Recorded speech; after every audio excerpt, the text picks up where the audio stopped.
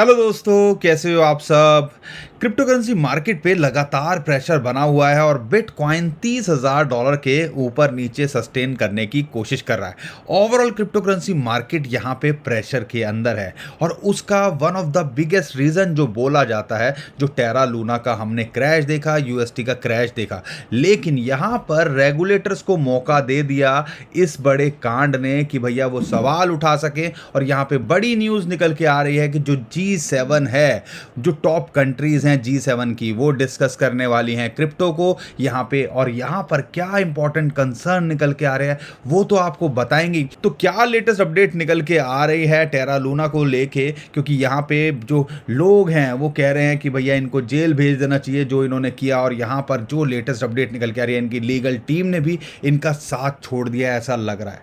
तो यहाँ पे क्या भी लेटेस्ट अपडेट है और क्या अभी डेवलपमेंट हो रही है वो भी इस वीडियो के अंदर आपके साथ में शेयर करने वाले हैं। तो बने रहिए हमारे साथ में। चैनल पहली बार आए तो चैनल को सब्सक्राइब कर लीजिए और उम्मीद करता हूं वीडियो को तो अभी तक आपने लाइक कर ही दिया होगा, क्योंकि हमारी कोशिश है जो भी अपडेट हो क्रिप्टो करेंसी से रिलेटेड, बिटकॉइन से रिलेटेड, आपको लगातार यहां करते रहें।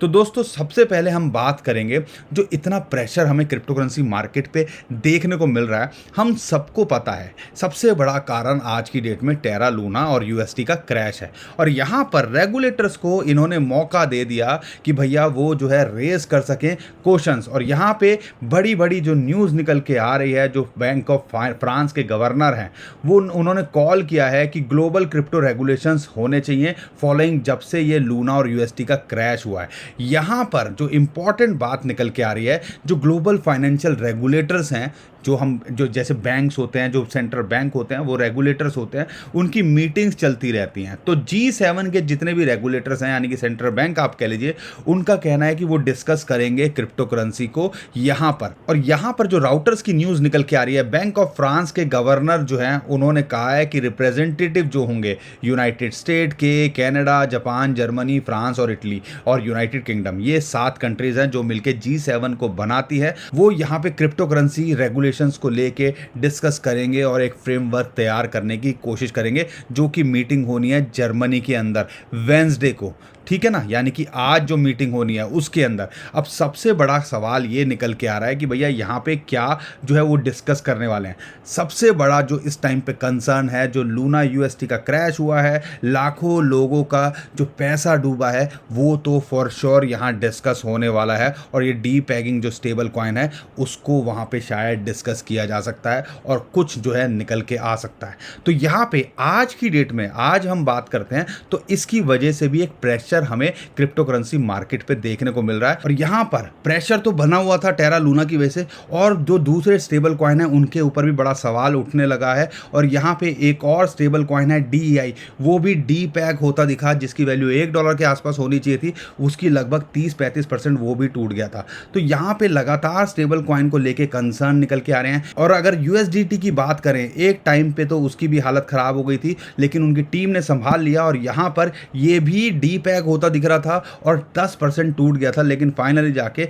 इसको यहां पे रिस्टोर कर लिया गया कुछ ही घंटों के अंदर। अगर ये टूट जाता तो बहुत बड़ा कंसर्न क्रिप्टो करेंसी मार्केट के ऊपर और बहुत बड़ा सवाल यहां लग जाता। एक और फियर एंड ग्रीड इंडेक्स की बात करें, कल जो है वो 8 पे चला गया था। आपको याद है ना, जब कोरोना शुरू हुआ था नया 2020 के अंदर मार्च में, जब सब लॉकडाउन लगने शुरू हो गए थे, उस टाइम पे भी क्रिप्टो करेंसी मार्केट का जो इंडेक्स था वो 8 पे चला गया था। 2 साल के बाद ऐसी सिचुएशन आई है कि वो 8 पे चला गया, यानी कि इस टाइम भी लोग डरे सहमे हैं कि यहाँ पे क्या होगा क्रिप्टो करेंसी का भविष्य, क्रिप्टो करेंसी का फ्यूचर। और ये सेंटिमेंट्स दिखाते हैं कि भैया क्रिप्टो करेंसी मार्केट के ऊपर हमें प्रेशर देखने को मिल रहा है। और ये G7 के अंदर क्या निकल के आता है, अगर कोई गलत स्टेटमेंट निकल के आ जाती है या कुछ वो हार्ड डिसीजन यहाँ पे फैसला करते हैं कि आने वाले टाइम में लेंगे, तो भैया क्रिप्टो करेंसी मार्केट के ऊपर और प्रेशर यहाँ देखने को मिल सकता है। ठीक है, अब यहाँ पर जो इंपॉर्टेंट बात है टेक्निकली वो समझने की कोशिश करते हैं कि 29,000 से लेके $28,500 इसके लिए एक सपोर्ट जोन यहाँ फिलहाल है। अगर ये यहाँ सस्टेन नहीं कर पाता है तो जो इसने अभी रिसेंटली लो बनाया था $25,400 या कह लीजिए 25,000, इसके लिए एक इंपॉर्टेंट सपोर्ट यहाँ निकल के आने वाला है। अगर वहाँ से कुछ गलत नहीं निकल के आता तो एक स्पाइक देखने को मिल सकता है जो इसको ले जा सकता है लगभग $33,000 से $34,000, और उसके ऊपर गया तो फिर अल्टीमेट अल्टीमेटली हम सबको पता है देर सवेर के अंदर यहाँ पे रिकवरी होनी है। लेकिन जब भी मार्केट ऐसे क्रैश करती है या पैनिक के अंदर होती है, क्या है आप मार्च 2020 की सिचुएशन ले लो या पिछले साल की सिचुएशन ले लो, तो यहाँ पे एक एक्यूमुलेशन जोन बन जाता है। यहाँ पे मतलब आप कह लीजिए लोग जो है चुपके चुपके या वेल्स होते हैं चुपके चुपके एक्यूमुलेट करते रहती है और हमें लगता है कि भैया ये 10,000 आ जाएगा, 15,000 डॉलर आ जाएगा और यहाँ पे हम अपने जो है वीकेंड्स जो होते हैं खासकर वो अपना माल यहाँ पे बेच देते हैं, इन शॉर्ट लुटा देते हैं। तो जब भी वो यहाँ पे एक्यूमुलेट करते हैं तो वो एक दिन के अंदर नहीं होता, वो धीरे धीरे करते हैं और फिर आने वाले टाइम के अंदर एक आधे महीने बाद वो ऐसा पंप करते हैं फिर वापसी नहीं दिखती और फिर हम जो है अपना सर पकड़ के बैठे रहते हैं कि भैया हमारा तो यहाँ पे नुकसान हो गया या हमने यहाँ पे एंट्री मिस कर दी या हमने अपना माल औने पौने दामों में बेच दिया। ये पहली बार नहीं हो रहा है। तो यहाँ पे सबसे पहले आपको ध्यान रखना है कि आपका जो है माइंडसेट कैसा है, आपको जो है आपका विजन क्या है। लॉन्ग टर्म का है तो कोई फर्क नहीं पड़ रहा 25,000 हो, 29,000 हो या 30,000 हो, लेकिन अगर आप शॉर्ट टर्म का अगर आप देख रहे हो तो लाइंस पे आपको फोकस करना बहुत ज़रूरी है और आपको पता है आप इमीडिएट सपोर्ट कहाँ है और इमीडिएट जो इसको रेजिस्टेंस कहाँ निकल के आ रहा है। जो 21 डेली मूविंग एवरेज है वो लगभग $34,000 निकल के आ रहा है। अगर ये $30,000 के ऊपर रहता है आने वाले टाइम के अंदर तो अगला टारगेट उसका वो हो सकता है या एक अगला रेजिस्टेंस इसके लिए वो फेस हो सकता है। तो दोस्तों ये तो थी बात जो बिटकॉइन और क्रिप्टो करेंसी मार्केट से जो निकल के आ रही है। लेकिन अब जो बात करते हैं टेरा लूना की बात करें, जिसकी वजह से हमें ये सारा कुछ प्रेशर देखने को मिल रहा है क्रिप्टो करेंसी मार्केट के ऊपर। जो क्रिप्टो करेंसी का मार्केट कैप 3 ट्रिलियन पे पहुंच गया था आज की डेट में वो जो है $1 ट्रिलियन के आसपास यहाँ रह गया। और क्रिप्टो करेंसी मार्केट के अंदर हमें लगातार प्रेशर यहाँ देखने को मिल रहा है। अभी जो लेटेस्ट 2 न्यूज़ निकल के आ रही हैं जो कहीं ना कहीं और कंसर्न बढ़ा रही हैं कि यहाँ पर जो टेराफॉर्म लैब्स है यानी कि टेरा आप कह लीजिए जो एक्चुअल में है जो टेरा लूना की टीम कह लीजिए जो लीगल टीम है उन्होंने भी जो है कंपनी का साथ छोड़ दिया है। अब यहाँ पर लीगल टीम बहुत ज़रूरी होती है किसी भी प्रोजेक्ट के लिए या किसी भी कंपनी के लिए। अगर वो छोड़ते हैं इसका मतलब कुछ ना कुछ यहाँ पे कंसर्न निकल के आ रहे हैं और ये एक बड़ा कंसर्न है कि कुछ ना कुछ तो इंटरनली गड़बड़ उनको भी दिखी होगी। क्योंकि अगर लिंक्डइन की प्रोफाइल देखते हैं जो टेरा लैब्स के जनरल काउंसिल थे और आपके रेगुलेटरी काउंसिल थे और चीफ कॉर्पोरेट काउंसिल थे यानी कि टॉप 3 बंदे की अगर बात करें उन्होंने यहाँ पे जो है अपनी प्रोफाइल का स्टेटस चेंज कर दिया है और यहाँ पे अब उन्होंने बोला है कि भैया टेरा लूना के साथ में वो काम मई से नहीं कर रहे हैं। तो यहाँ पे एक बड़ा कंसर्न निकल के आता है। अगर लीगल टीम यहाँ हट रही है तो कोई ना कोई उनको भी बड़ा कंसर्न यहाँ देखने को मिला होगा और यहाँ पे सोशल मीडिया पे सवाल उठने लगे हैं अगर लीगल टीम यहाँ पे डिपार्ट हो रही है तो कुछ ना कुछ एक बहुत बड़े कंसर्न हो सकते हैं। पैसे को लेके बात हो सकती है, उनको पैसे को लेके कुछ ना कुछ गड़बड़ की है। यहाँ पे डो क्वान की बात करें हम सबको पता है वो कोरिया से बिलोंग करते हैं, प्रोजेक्ट जो है कोरियन है और यहाँ पे जब ये यूएसटी और लूना का क्रैश हुआ था उसके बाद जो उनकी पार्लियामेंट है कोरिया की उन्होंने इसको सम्मन किया है कि भैया सारी चीज़ें बताओ ये क्या हुआ। अब यहाँ पे इंपॉर्टेंट बात जो समझने की है कि जब ये क्रैश हो रहा था उस टाइम पे जो वहाँ के एक्सचेंजेस थे, वहाँ के एक्सचेंज नहीं ओवरऑल बहुत सारे एक्सचेंजेस पे इंडियन बात करें या ग्लोबल एक्सचेंजेस पे ये सारी चीज़ें देखने को मिली। अब सबसे बड़ा सवाल यही निकल के आ रहा है कि भैया इन 3-4 दिनों के अंदर इतनी वैल्यू लूना की जो गिर गई तो उसकी जवाबदेही जो लोगों का पैसा था उसकी जवाबदेही किसकी है।